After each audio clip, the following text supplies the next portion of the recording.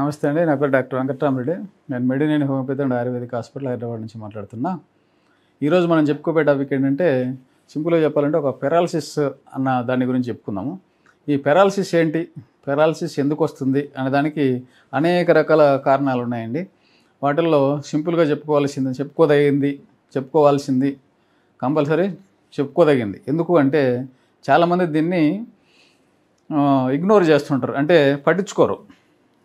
అంటే చిన్న బీపీ అని ఉంటుంది కదండి, బ్లడ్ ప్రెషర్ అనేది దాన్ని కంట్రోల్లో పెట్టుకుంటే మనకేం ప్రాణాపాయం ఏమి ఉండదు. కానీ దాన్ని వదిలేస్తే అది ఎంత దూరం వెళ్ళిపోతుంది. నేను చాలామంది పేషెంట్ చూస్తుంటా, చాలామంది చెప్తుంటా, అంటే మనకు ఈ ఈ బీపీ అనేది ఎప్పటి నుంచి ఉందమ్మా అంటే, ఎప్పుడో సంవత్సరం నాడు చూసినాం సార్, ఏదో 10 పాయింట్లు ఉంది అన్నారు అని చెప్తారు. మన దగ్గర 150, 160 ఉంటే ట్యాబ్లెట్ ఏదన్నా వాడితేనే మంచిదమ్మా అంటే, వెళ్ళలేదు సార్ మీరు బాగా చెప్తారు, ఒకసారి వేసుకున్నామంటే అలవాటు పడితే దానికి లైఫ్ లాంగ్ వాడాలంటారు అని ఒక అపోహ అనేది జనాల్లో ఉంది. ఇది అపోహ కాదండి. ఎప్పుడైతే మనం ట్యాబ్లెట్ వాడుతూ ఉన్నామో ఆ ట్యాబ్లెట్ వల్ల దాన్ని బీపీ పెరగకుండా, ఈ బీపీ పెరిగితే ఏమవుతుంది అనేది దాని పర్యవసానాలు అనేది మనకు తెలియదు. కాబట్టి బీపీ మీద ఉన్న అపోహతోటి చాలామంది, 100కి 60-70 మంది నేను చూస్తుంటా అండి. చెప్పాలంటే ఈవెన్ చదువుకున్న వాళ్ళు కూడా అంటుంటే నాకు ఆశ్చర్యం అనిపిస్తుంది.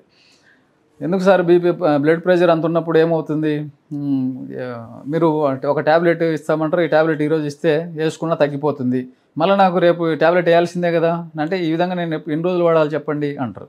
ఎన్ని రోజులు కదా, మీరు అవసరమైతే లైఫ్ లాంగ్ వాడాలి. మేము చెప్పినట్టు చేస్తే మీరు లైఫ్ లాంగ్ వాడాల్సిన అవసరం ఉండకపోవచ్చు. న్యాచురోపతి డైట్లోకి రావాలి, ప్లస్ ఉప్పు తగ్గించాలి. ఉప్పు పూర్తి తగ్గించమంటే ఎవరు తగ్గించరు. ఒకటి, మనం బయట ఏదన్నా ఎక్కడెక్కడ తిన్నామంటే ఉప్పు ఎక్కువ తినాల్సి వస్తుంది. ఇవన్నీ ఉంటున్నాయి. కాబట్టి డాక్టర్ ఏంటంటే లైఫ్ లాంగ్ వాడాలి అని చెప్తారు. లైఫ్ లాంగ్ వాడాల్సిన పని లేకుండా ఉండాలంటే మనం చెప్పిన డైట్లోకి వచ్చి మనం చెప్పే మెడికేషన్ వాడుకుంటూ జాగ్రత్తగా ఉంటే మీకు లైఫ్ లాంగ్ కూడా అది వాడాల్సిన అవసరం ఉండదు. ఇంతకుముందు ట్యాగ్లైన్ పెరాలసిస్ అన్నారు, బీపీ మీద మాట్లాడుతున్నారంటే దాని దగ్గరికి వస్తున్నా. ఎప్పుడైతే బీపీ పెరుగుతుందో మనకు ఈ బీపీ 160, 170, 180 దాకా కూడా మన శరీరం భరించే అవకాశం ఉంటుంది, మన బ్రెయిన్లో ఉండే ఆర్టరీస్.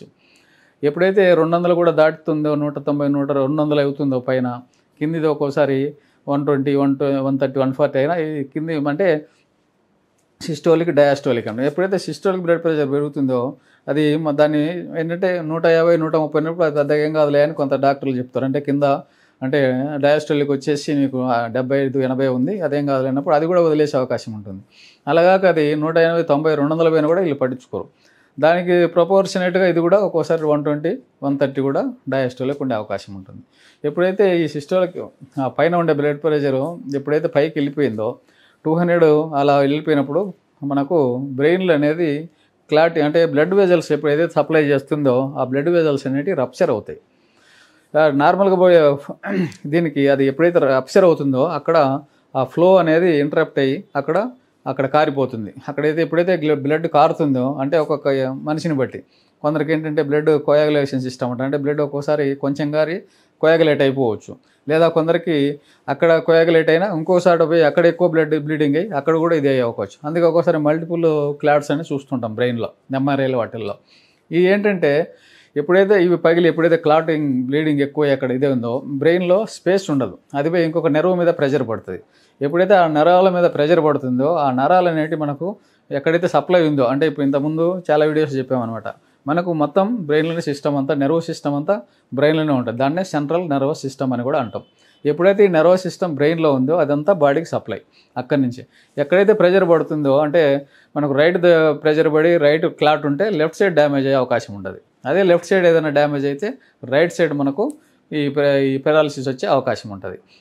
అదేవిధంగా ఇప్పుడు క్లాట్స్ ఎప్పుడైతే మనకు రైట్ సైడ్ ఉన్నాయో left side leg plus hand అనేది మనకు పెరాలసిస్ లాగా వచ్చి ఇట్లా వంకర పోవడము, అలాగే కాళ్ళు అనేటివి సచ్చుబడిపోవడం అనేది మనము చూస్తుంటాం. ఇది ఒక్కోసారి అంటే అక్యూట్గా జరిగే అవకాశం ఉంటుంది. ఆ క్లాట్ను బట్టి కూడా మనం దాన్ని డిసైడ్ చేయవచ్చు. అదేవిధంగా ఇంకొక రకంగా ఏంటంటే ఇవి ఒక 25-30 పేషెంట్స్ జరిగే అవకాశం ఉంటే, ఇంకోటి ఏంటంటే మనకు బ్లడ్ వెజల్స్ని క్లాట్స్ ఉంటాయి.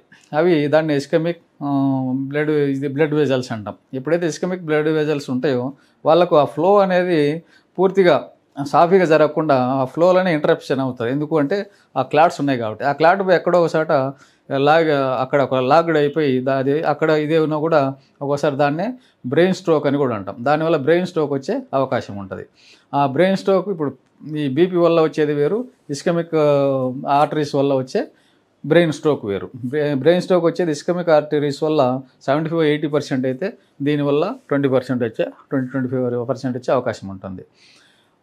దాన్నే మనం ఏమంటే ఒక్కొక్కసారి సివిఏ అని కూడా అంటాం, సెరిబ్రో వాస్కులర్ యాక్సిడెంట్ అంటాం. ఇది ఆ ఇస్కెమిక్ వల్ల వచ్చేదాన్ని.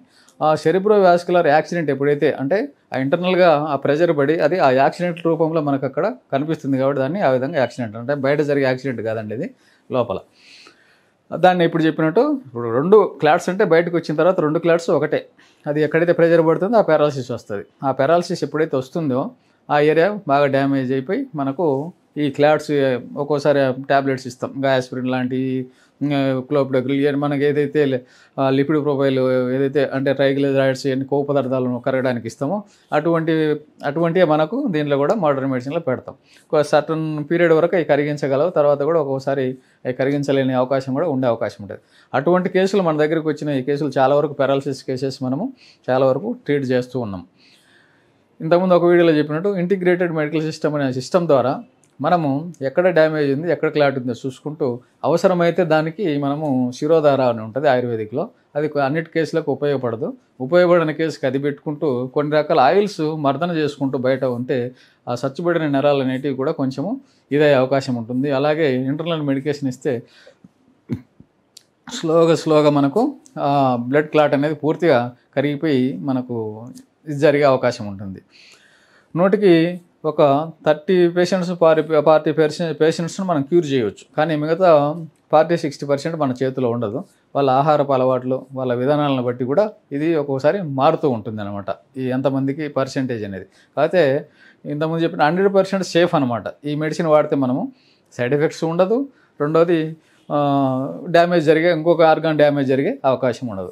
ఉన్నది మాత్రమే హీల్ అయ్యే అవకాశం ఉంటుంది. దీంట్లో మనం చెప్పినట్టు ఆయుర్వేదిక్ ఆయిల్స్ కొన్ని వాడుకుంటాము, అలాగే ఆకు పంక్చర్ దీంట్లో బాగా పనిచేస్తుంది, ఆకు పంక్చర్ని కూడా వాడతాం. అలాగే 3వ మెడికేషన్ వచ్చేసి మనము ఈ ఎక్సర్సైజ్ లాంటివి చెప్పుకుంటూ హోమియో మెడిసిన్ దానికి చాలా ఇస్తే చాలా రిలీఫ్ వచ్చేసి మన పేషెంట్స్ కూడా చాలా వరకు హ్యాపీగా సేఫ్గా ఇంటికి పంపిస్తూ ఉన్నాం. కాబట్టి ఇది 0 సైడ్ ఎఫెక్ట్స్ 100% సేఫ్ మెడిసిన్. కాబట్టి దయచేసి ఈ అవకాశాన్ని మీరంతా ఒక సర్టన్ ఏజ్ వచ్చిన వాళ్ళే కాదు, కొంచెం వయసు 25-30 ఏళ్ళ వయసు పిల్లలను కూడా చూస్తూ ఉన్నాము.